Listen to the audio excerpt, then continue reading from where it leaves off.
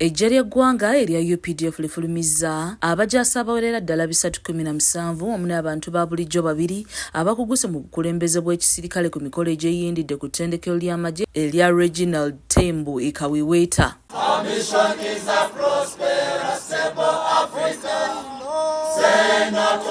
Omukolo guno gukulembeddwamu omukwanaganya w'ensonga z'ebyobufuzi mu magye Major General Henry Masiko ng'ono asabye okutwala essomo ly'ebyobufuzi mu UPDF ng'ekintu ekikulu ennyo nga bw'alambulula.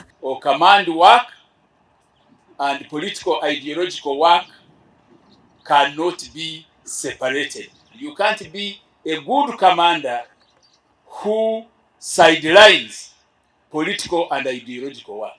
General Masiko awabudde abajaasi bano okusiga omutima omulungi mu abo bakulembera era ogw'omwoyo gw'eggwanga ate nga bampisa basobole okubeera ekyokulabirako ekirungi eri abalala. It's time to embrace the highest standards of ethical behavior and performing all our tasks basing on value for money. General Masiko akalaatidde abajaasi okukola n'obukugu era okugoberera emitendera gy'obuweereza mu UPDF. No compromise on ethics and integrity. If you want to have a future in UPDF, listen to this theme. You are going to be entrusted not only with personnel but also material. Akulira ettendekero lino Brigadier General Justice Rukunda akuutidde bannamagye bano okuweereza n'obukugu obubatendekeddwa okusobola okugasa eggwanga. The aim of this course, the postgraduate ideological orientation course, chief guest,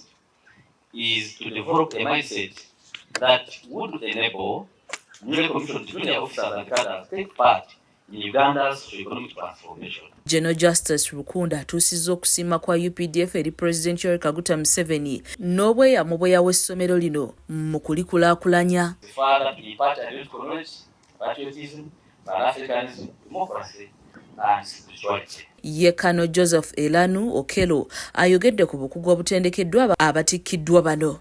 Omukolo guno gwetabiddwako n'abakulu mu UPDF ab'enjawulo. Of the 11th intake of postgraduate ideological orientation course for the newly commissioned officers from this military training school Kawewe. Kizza Peter yakusakidde emboozi eno ku lwa KSTV agaleero.